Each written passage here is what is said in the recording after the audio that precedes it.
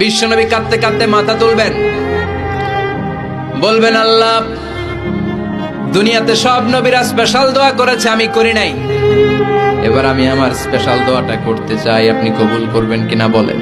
আল্লাহ বলবেন, নবী কি আপনার দোয়া বলেন?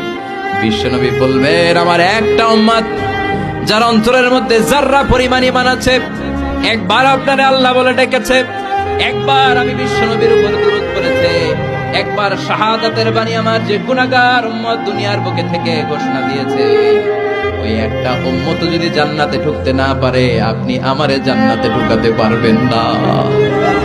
আল্লাহ বলবেন, সাল তুতা, সাল সাল তুতা, ওয়াশফা তুশাফা, শাফাত করেন নবী করেন, যার জন্য দোয়া করবেন আমি কবুল করে নেব।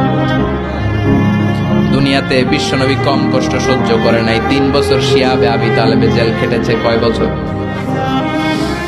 দুর্ভিক্ষের বছরগুলোতে বিশ্বনবীর পেটে দানা পানি ছিল না। কলিজার টুকরা হাসান হুসাইন কই মাছের মতো ছটফট করেছে, জামিনে ক্ষুধার জ্বালায় বেহুশ হয়েছিল।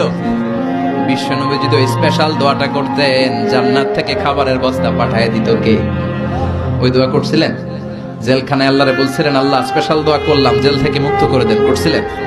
যুদ্ধের ময়দানে নিজের দাঁত ভেঙেছে, উহুদের ময়দান সাক্ষী, বিশ্বনবীর মুবারক রক্তে উহুদের ময়দান রঞ্জিত হয়েছে। সেদিনও বিশ্বনবী ওই দোয়াটা করে নাই। চিল্লায় বলেন ঠিক কিনা? তায়েফের ময়দানে বিশ্বনবী কয়েকটা জায়গায়, 3 জায়গায় বেহুশ হলেন। বিশ্বনবীর মুবারক দেহ বেয়ে রক্ত ঝরলো। ওই কঠিন বিপদের দিনও বিশ্বনবী এই দোয়াটা করেছেন নাকি? কথা বলেন।